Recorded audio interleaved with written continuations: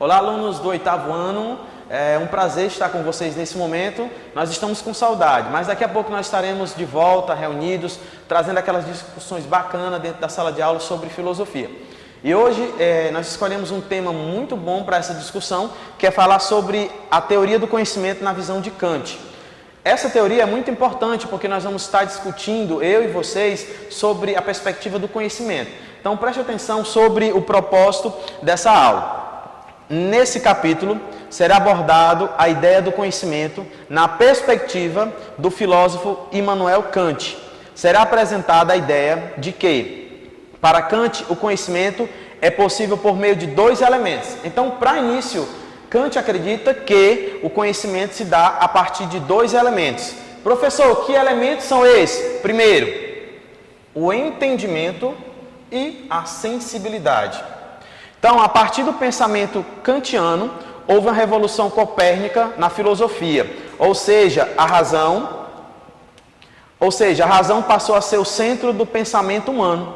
Cada pessoa determina como vai conhecer as coisas por meio do uso da razão. Olha que interessante na definição de Kant que ele coloca a razão. Então nós vamos nas próximas páginas falar um pouco sobre isso. Nós iremos falar sobre a questão do pensamento humano e nós iremos falar também um pouquinho sobre os elementos que ele traz um destaque, que é o entendimento e a sensibilidade. Vamos dar continuidade à nossa aula.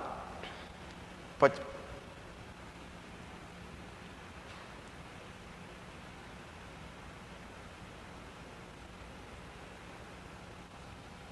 Bom, nós vamos conhecer um pouquinho sobre Immanuel Kant e o conhecimento. Primeira coisa para a gente entender sobre esse assunto é perceber quem é esse filósofo, tá? Nós precisamos conhecer quem é esse filósofo. Então nós vamos agora aprimorar, pesquisar sobre Immanuel Kant. As principais obras desse filósofo, Immanuel Kant, 1724-1804, são Críticas da Razão Pura, de 1781, e Crítica da Razão Prática, de 1788. A primeira aborda a questão do conhecimento e a segunda aborda a ética. A grande novidade do pensamento kantiano está no fato de que ele faz da crítica ao conhecimento um requisito básico para a filosofia. Então, professor, sobre o que ele está falando? O que tem a ver esse assunto relacionado com o conhecimento? Ora, a primeira coisa que Kant vai explicar, que ele traz aqui, ele diz, a primeira aborda a questão do conhecimento, então, crítica da razão pura. E a segunda aborda a ética. Conhecimento e ética precisam sempre estar juntos. Kant é considerado um dos últimos filósofos da modernidade e sua teoria tem influência relevante para a produção filosófica do seu tempo e também para a posterior. Nascido na Alemanha e sem nunca ter saído de sua cidade natal, seu pensamento filosófico tornou-se conhecido no mundo todo. A filosofia de Kant tenta responder a seguinte questão: como é possível o conhecimento? Então, Kant, nos seus pensamentos, na sua teoria, nos seus escritos, ele começa a trazer para a sociedade, para que as pessoas comecem a pensar sobre isso, sobre o conhecimento. O conhecimento não está só relacionado a uma leitura que você faz. O conhecimento é algo mais amplo, é quando eu e você buscamos algo mais. Nós não ficamos estagnados, parados, ou meramente esperando que alguém nos repasse informação. Nós saímos daquela zona de conforto e nós vamos em busca do novo. Isso sim é conhecimento. A filosofia de Kant tenta responder a seguinte questão: como é possível o conhecimento? Ele a responde do seguinte modo: o conhecimento é possível porque o ser humano possui as faculdades, ou seja, porque você possuímos capacidade. É isso que ele vai trazer como destaque aqui nesse capítulo. Ele está dizendo que é possível porque eu e você temos uma capacidade. Seja essa capacidade para várias áreas específicas, como para as artes, como para a música, como para a literatura, também como para os números. Então isso trata-se de conhecimento, porque ele vai colocar que é a nossa capacidade. O conhecimento não se limita a uma única área, ou seja, Professor, está dizendo o que sobre isso? Eu estou dizendo que o conhecimento não se limita, ou seja, todas as pessoas, elas não precisam dominar especificamente uma área. Então, o conhecimento, ele é amplo, né? Ele não é único. Aí ele diz mais, mas como Kant chega a tal conclusão? Será que ele é uma conclusão simples? Vamos verificar o processo utilizado por ele. Então, nós vamos agora perceber qual é esse processo que Kant utiliza.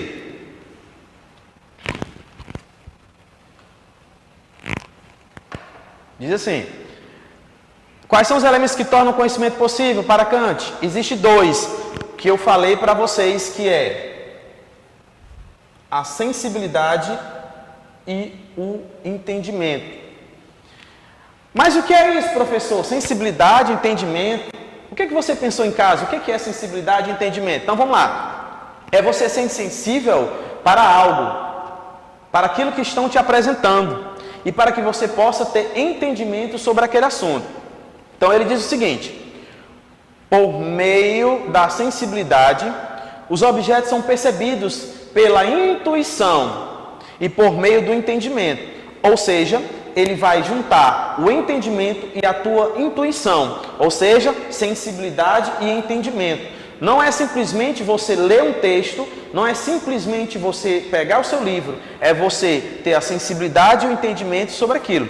E ele continua fazendo uma referência importante. Kant está se referindo ao modo passivo ou perceptivo pelo qual as pessoas são afetadas pelos objetos. E quando ele fala sobre intuição, ele se refere à maneira direta com a qual nos relacionamos com os objetos. Quer dizer que ele está falando, professor, também sobre o meio em que eu estou inserido? Claro, o meio em que você está inserido, ele vai contribuir justamente para essa questão da sensibilidade e do entendimento. Ora, se você está num ambiente onde as pessoas estão lendo, estão produzindo, é óbvio que você vai se tornar uma pessoa que traz consigo essa sensibilidade e esse entendimento. É como na sala de aula, quando o professor traz uma discussão, um tema sobre um determinado assunto, e você consegue, através da sua sensibilidade, ou como ele fala bem aqui, ele vai dizer o seguinte: por meio da sensibilidade, os objetos são percebidos pela intuição.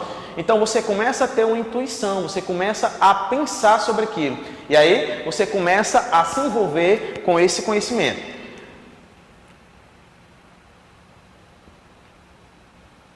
Bom, desenvolver e aplicar. Então, em todas as nossas aulas, nós trazemos uma discussão bacana sobre os grandes filósofos e suas contribuições para a sociedade. Então, Kant vai trazer uma contribuição importante, que é acerca do conhecimento. Quanto mais eu leio, mais conhecimento eu vou adquirindo. Quanto mais eu adquiro experiência sobre determinado assunto, mais eu me empodero sobre aquela situação, sobre aquela temática de discussão. Então vamos lá, diz o seguinte: que todo o nosso conhecimento começa com experiência. Opa, então é necessário. Exemplo, alguém que gostaria de tocar piano, ele precisa observar, ele precisa conhecer as notas musicais, ele precisa estudar. Para quê, professor? Justamente porque o conhecimento começa com a experiência. E como Kant chega a isso? Como é que ele consegue falar sobre esse assunto? Ora, sobre a sua experiência, sobre o dia a dia, sobre o ato da filosofia, o ato do pensamento, o ato do questionamento, ele chegou a isso, né? Começa com a experiência. Não há dúvida alguma, pois, do contrário, por meio do que a faculdade do conhecimento deveria ser despertada para o exercício, senão através de objetos que tocam o nosso sentimento e, em parte, produzem por si próprias representações. Em parte, põem em movimento a atividade do nosso entendimento para compará-las, conectá-las ou separá-las. E, desse modo, assimilar a matéria bruta das impressões sensíveis a um conhecimento dos objetos que se chamam experiência. Então ele está falando justamente nessa parte que nós precisamos ter esse entendimento através das nossas experiências, da nossa prática do dia a dia. Então, quando nós estamos em sala de aula discutindo sobre filosofia e algum aluno levanta um questionamento ou um aluno traz o seu entendimento, nós estamos gerando uma discussão em sala, nós estamos justamente trabalhando em sala a experiência de cada um. Nós estamos trabalhando em sala o entendimento de cada um. Mas embora todo o nosso conhecimento comece com a experiência, nem por isso todo ele se origina justamente da experiência. Opa, professor, como assim? Ele está dizendo que começa com a experiência e depois ele está dizendo que não? Então vamos entender melhor, fiquem atentos justamente sobre isso. Vamos entender. Mas embora todo o nosso conhecimento comece com a experiência, nem por isso todo ele se origina justamente da experiência. Vamos dar continuidade para que a gente entenda isso. Pois poderia bem acontecer que mesmo nosso conhecimento de experiência seja um composto daquilo que recebemos por impressões e daquilo que é a nossa própria faculdade de conhecimento, apenas provocada por impressões sensíveis, fornece de si mesmo, cujo aditamento não distinguimos daquela matéria-prima, antes que um logo exercício nos tenha tornado atentos a ele e nos tenha tornado aptos à sua abstração. Ou seja, ele está dizendo que nós já temos esse conhecimento, né? O conhecimento, quando eu entro na escola, na educação infantil, eu já trago conhecimento prévio de casa. Como assim, professor? A minha diária em casa, o meu dia a dia em casa, com os meus pais, com irmãos, com tio, com a avó, seja com quem for o teu familiar, quando você entra na escola, você já traz um conhecimento, né? É um conhecimento de vida. Mas ele frisa bem aqui, né? Ele está dizendo que quando eu levo uma discussão para a sala de aula ou quando eu levo uma discussão para a minha vida, eu junto o conhecimento através da experiência e eu utilizo também justamente o conhecimento que ele vai falar acerca da faculdade de conhecimento, apenas provocada por impressões sensíveis. É aquilo que eu tenho uma dedução, é aquilo que eu acho que poderia ser. Então, quando você começa o ato do conhecimento, você tende a discutir sobre aquela temática. Você traz algo que talvez seja conhecimento do teu dia a dia e você traz aquilo que é de experiência. Aqui existem duas perguntas bastante interessantes que diz o seguinte: após a leitura, responda em seu caderno as seguintes questões. Você vai em casa e está respondendo essas questões. Primeira coisa, o que Kant pensa sobre a experiência? Então você vai lá pesquisar, né? O que Immanuel Kant fala sobre isso?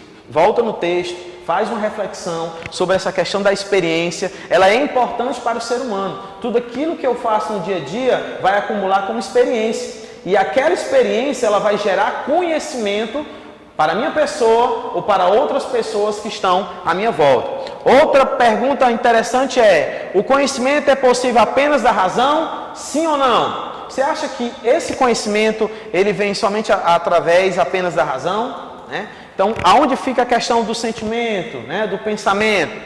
Mais embaixo, então essas perguntas você vai responder, ok? Mais embaixo a gente vai dar continuidade, que diz o seguinte: o pensamento de Kant, de alguma forma, aproxima-se do pensamento racionalista e do empirista, fazendo uma espécie de síntese de ambos. Ele admite que o conhecimento se inicia na experiência, mas que existem algumas condições para que essas impressões se convertam em conhecimento. Para ele, se nós não iniciarmos as buscas a partir da experiência, não conseguiremos encontrar a verdade sobre a existência de qualquer coisa. Então ele diz que você precisa buscar essa experiência justamente para encontrar a verdade sobre a existência de qualquer coisa. Como assim, professor?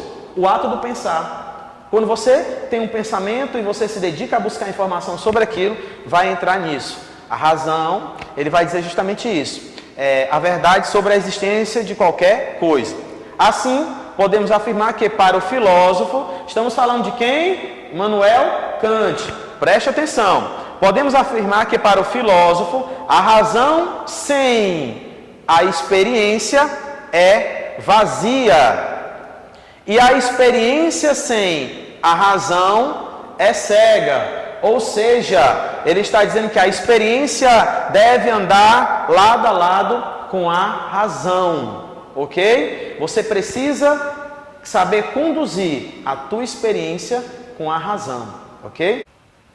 Bem, nós falamos sobre conhecimento na visão de Kant. Então, Para casa, eu estou deixando a página 410 e 411 para que você possa resolver o exercício e na próxima aula nós iremos fazer a correção. Então em casa leia, discuta com seus familiares, pesquise um pouco mais sobre essas informações e com certeza nós estaremos na próxima aula trazendo essa correção para vocês. Mas antes de encerrar a nossa aula, eu queria trazer para vocês esse mapa que a gente poderia dizer assim, né, esse organograma, Kant e a teoria do conhecimento relacionando a conceitos. Então, como é que se distribui a ideia de Kant relacionada ao conhecimento? Então, nós vamos agora ler um pouco para vocês e vocês vão ter a oportunidade no livro de vocês estarem dando uma olhada e lá também nessa página tem uns espaços para que você coloque as palavras adequadas relacionadas ao conhecimento para Kant. Então, vamos lá. Primeira coisa que a gente vai compreender aqui, ele vai falar, o conhecimento para Kant, é que é possível. Por onde que é possível, professor, esse conhecimento? Lembra lá no início da aula que nós falamos sobre isso? Ele vai colocar, ele vai frisar bem aqui, ele coloca isso. É por meio de quê? Então, novamente, o conhecimento para Kant, para o filósofo, que nós falamos sobre ele, que estudou sobre essa teoria do conhecimento, ele vai dizer que é a sensibilidade e o entendimento. Ok, professor, agora sim eu consigo entender com maior clareza sobre esse conhecimento em que Kant traz para que a gente possa levar para a nossa vida também. Então ele diz o seguinte, começa na experiência e depois vai para as impressões. Outro ponto que a gente coloca aqui interessante é o seguinte, através da sensibilidade percebe-se objetos e também pela intenção. Repetindo, sensibilidade, objetos e intenção. Que interessante, professor. Outra coisa que se tem dentro da sensibilidade, que é sentir as coisas do mundo. É você começar a perceber o que está à sua volta. Nós estamos vivendo um período de pandemia. Então nós precisamos começar a compreender como estão as pessoas à nossa volta, as atitudes das pessoas à nossa volta, como está se organizando a sociedade, como está o pensamento do homem, como estão as pessoas nesse período de quarentena, afastadas dos seus familiares, como as pessoas estão reagindo a isso, ao isolamento social. E aí o entendimento, que vem justamente através de objetos e conceitos, né? Ele traz isso. Então, entendimento, objetos e conceitos. Também você pode dizer que o entendimento é em pensar sobre as coisas do mundo. Ou seja, continua essa discussão, pensar sobre as coisas que estão acontecendo à nossa volta, né? E ele traz justamente isso para a discussão dentro da perspectiva do conhecimento. Então, que a gente consiga estar falando sobre isso, né? Que a gente tenha esse entendimento. Mais à frente, ele vai dizer o seguinte, para que a gente consiga entender. Ele traz o modo de conhecimento e espécie do conhecimento, para a gente finalizar a nossa aula. Ele diz assim, modos de conhecimento em a priori e a posterior. E aí ele diz que o modo de conhecimento vem em relação com a experiência. E ele também vai dizer que a posterior também necessita da experiência. Espécie de conhecimento, fenômeno, é estruturado pelo espaço e pelo tempo, ok? Outro ponto, ele vai falar espécie de conhecimento, coisa em si afirmada pela razão, sem base na experiência. Percebam que todo momento ele vai fazendo aquele diálogo entre o modo de conhecimento e o conhecimento na perspectiva da especificidade. Então ele traz sempre os dois lados. A razão, a experiência, ele vai sempre colocando esse assunto próximo ao outro. Espero que você tenha entendido sobre conhecimento na visão de Immanuel Kant e que você consiga resolver as atividades. Em breve nós estaremos na nossa próxima aula. Um abraço a todos, fiquem com Deus.